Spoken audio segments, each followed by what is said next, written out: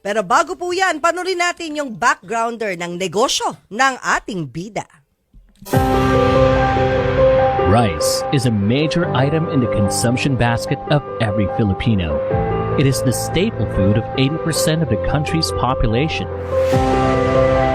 Every day, an average Filipino consumes 347 grams of milled rice. Indeed, our farmers play an essential role in feeding the country and the world. It is Goldmine Farm to Market's greatest goal to provide quality rice for the consumers while supporting our farmers to strengthen farm productivity, food production, and processing capacity through contract farming.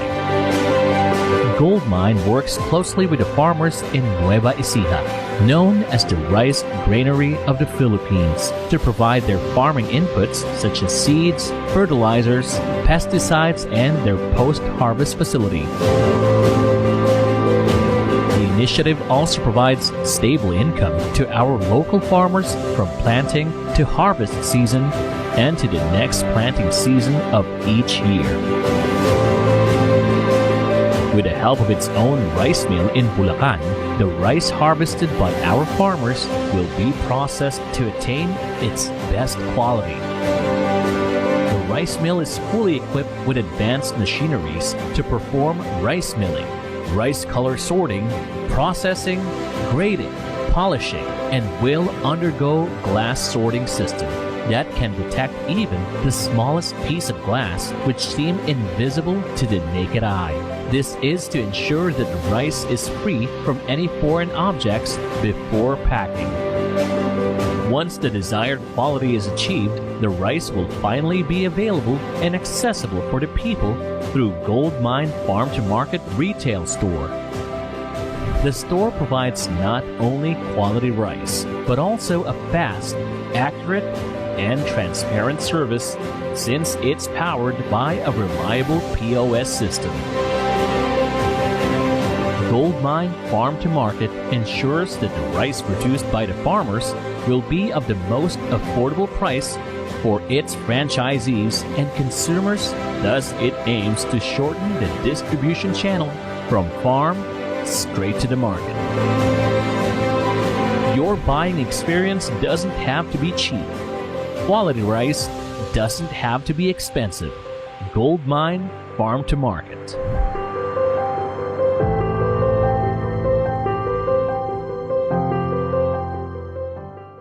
Wow, Papu, sana all. Napakalaking lupain, linis, no? ektarya, ang Yung linis, factory. ang high-tech, pati packaging. Pero alam mo ba, nagsimula siya bilang maliit lamang na rice retailer. Ibig sabihin, nagbebenta-benta lang ng bigas bago siya naging ganyan kalaki. At dati niyang binabagsakan yung mga public markets. Oh, pero ngayon, Oh. Mamo, owner na siya ng rice mill na Wow. nagsusupply po sa corporate clients. Wow. Magnenegosyo tayo kasama si Mr. Orlando Manuntag, ang CEO ng Goldmine Farm to Market. Sir Orly. Orly na lang, no? Yes. Orly, magandang hapon po. Yes, magandang hapon po, Sir Tin and Sir Julius. Oo. Welcome to Julius sa Napaka Tintin. napaka-high-tech ng factory ninyo. Na-impress kami. Oo. Kita mo na talagang quality. Malinis, Yun po yung great quality. advantage natin ngayon sa market para meron tayong ganun and then hindi nakakaya magbenta sa mga supermarket. Oo. Pero hindi naman po automatic na nagsimula ho kayo na malaki na agad yung factory. Ay, nyo, hindi di ba? po. Yung malaki na yung rice mill nyo.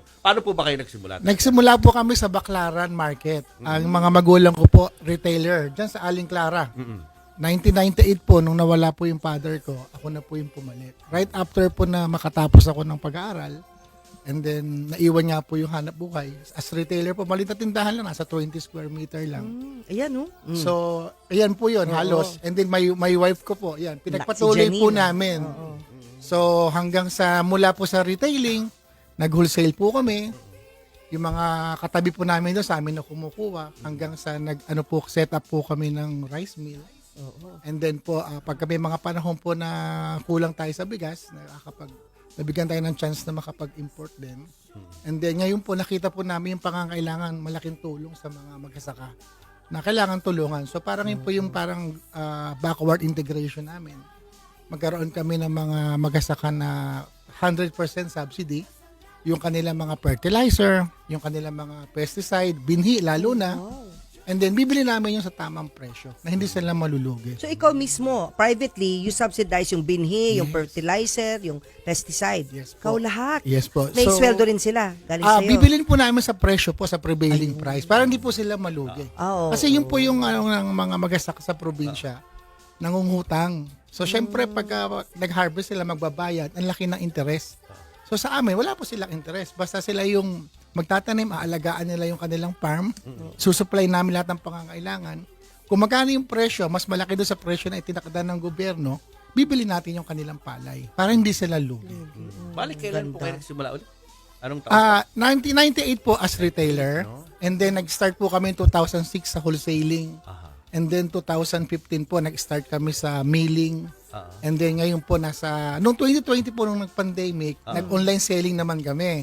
So doon kami din nakilala sa Shopee, Lazada, and everything. And then ngayon naman po nakita namin pangangailangan is nag-backward integration kami sa farming. So yung mga farmers, since naman na malapit ang loob ko sa kanila, kasi nag-integrate din po ako sa kanila way back mga college days ko. Napatira din ako ng 1 year and a half sa mga magasaka. So parang ito yung give back sa kanila, and then saan natin dadalhin yung palay at bigas? Doon sa mga gusto maghanap buhay. Kailan po nagsimulang lumago ang inyong negosyo? Nagsimula po yan mga nasa 2015 po eh. Oo. Nung ang gobyerno po natin is naghahanap din po ng mga naghahanap buhay para sa bigas. So nag-start po kami sa ganun. And then syempre po, hindi naman po yung biglang instant eh. Yeah. Nandyan po syempre yung mga bangko na tumulong din sa atin para sa pamumuunan. So mula po doon, so nakita namin yung pangangailangan, ano pa yung pwede namin ibigay pa sa market. So nakita po namin yung franchising. So parang mula sa farming, sila po yung magtatanim, kami naman po yung tutulong sa kanila, dalhin po natin sa ating rice mill, diretso po sa ating franchises. So hindi na masyadong marami pong dadaanan. Oo, yung middleman Diretso ka. kasi, yan ang Diretso na nagpapataas po. ng presyo Yeah. eh.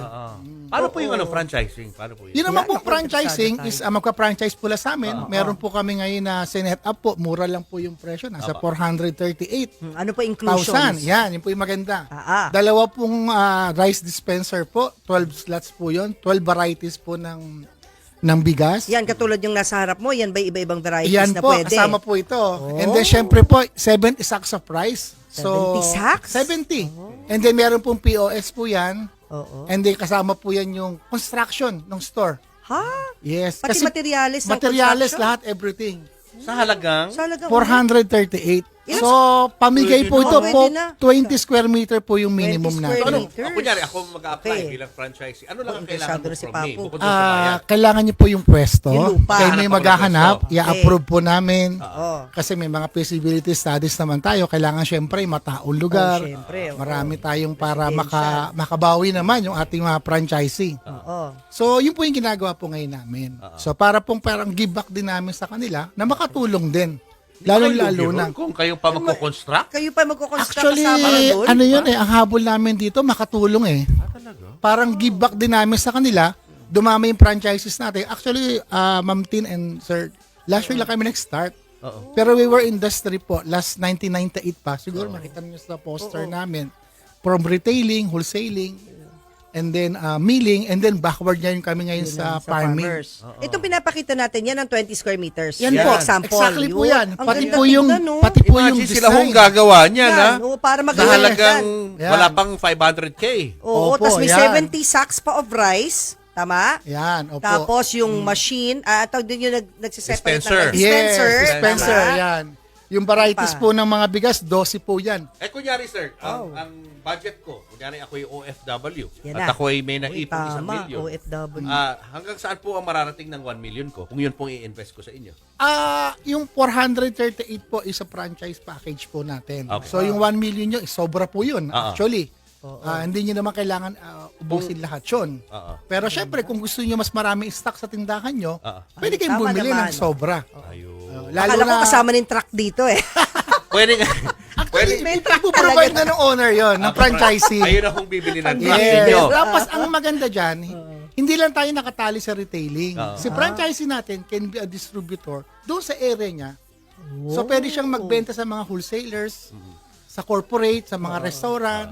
Kasi nga yung presyo natin from farming, milling, and goes to franchising. Paano kung sa Sobrang baba. garahe lang? Halimbawa, wala pang pwesto, gusto mo na pero Sa gusto bahay na lang. magnegosyo. Merong Yun. isang malit na kwarto sa bahay, doon muna, pwede ba yun? Pwede naman i-construct natin. Pero syempre, depende gagawin doon sa talaga. area. Kailangan syempre matao. Hindi pwedeng tambakan lang, parang gano'n sa Oo, bahay. Hindi pwedeng. Kailangan Sa- meron talaga. Hindi pwedeng sa garage. Structure, yun. Para mas maganda hong tingnan. naman. Sir, pakiaron nyo nga ako kung ano mga meron po kayong Ayan. product niya para Yan. Anong mga magka-idea po bigas? yung mga viewers. Meron po tayo rito brown rice, locally po yan. And then po ating black rice po. Yan, Yun, maganda dyan ako po ito. interesado. Galing Meron sa pala ikaw Cagayan. black rice.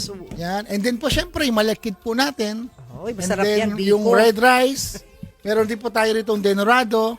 And then mula po doon sa pinakamura hanggang sa pinakamahal na presyo ng bigas. Meron. Kasama po yung sa 12 na varieties.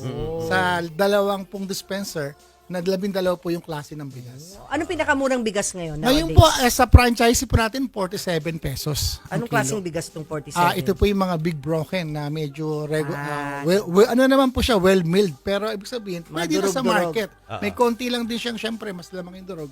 Pero swak sa ating mga Ito yung mga kababayan. pangmasa natin ng mga Yes. produkto. Kasi sa no? palengke, 50 pesos na ngayon ng bigas. Sa inyo po, 47. 47. Wow, see? Pwedeng pang home mas consumption. mura sa Yes, kanila. yes. Sa tiyan din naman ang diretsyo niyan eh. Tama Kaya wag na po, tayo tama choosy po. kung may durog. Tapos, Kung sakali pong bibili, mga magkano po ba yung ganyan?